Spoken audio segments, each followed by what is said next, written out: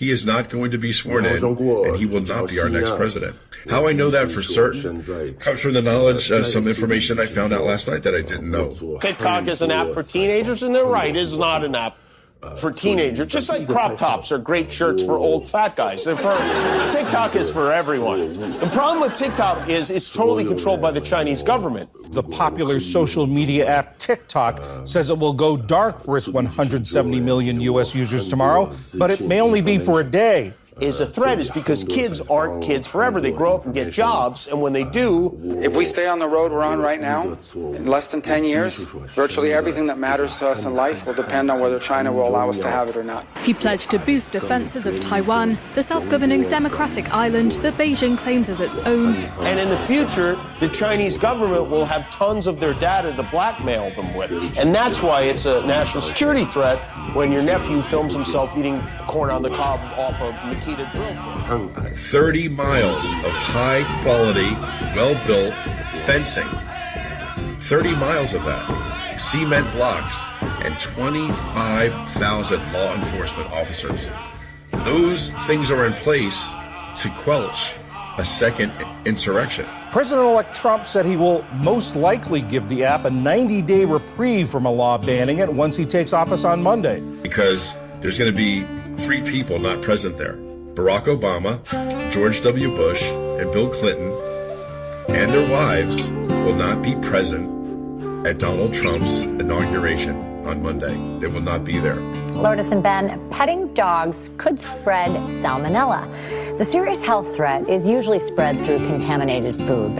It's the artificial food dye giving hundreds of products their bright red color, from candy and cakes to drinks and medication. But tonight, the FDA is moving to ban red dye 3 because of a potential cancer risk after a petition from food safety advocates. Decades after FDA admitted that this chemical is indeed a carcinogen in animals, it has taken the product off the market.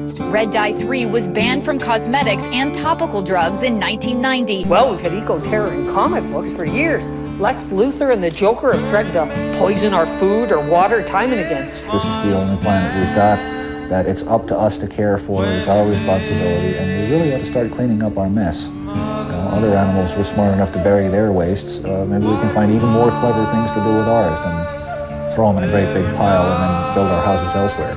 Winds were 100 miles an hour. LA was dry as a bone in the levees. There was just too many factors. If you were a rational thinking person, you have to at least consider the possibility that God hates these people. Maybe it's a horror that's a bit too close. Although, I don't know, I'd like to see another smog monster film real soon. Maybe taking on LA or something. Finally crushing the town and, leaving happy. Before we embark upon what is going to be a journey to rebuild these communities back and rebuild them better than they were when we started this fire. Too recent, Martin Luther King. There's too much easily accessible info. Jesus, you can't go into the FBI fucking CIA files and go, hey, what was this Christ? Get me Christ's file. Walter, the terminally ill raccoon, who was a really cute, adorable little raccoon who walked around with his own traveling IV tube and who was coughing up things and basically complaining that the environment was going to hell and it was all your fault, and did some what I considered pretty funny material on it. But the government didn't find it funny, and they not only fired my butt, they actually tried to get me deported until they found out I was a Canadian citizen.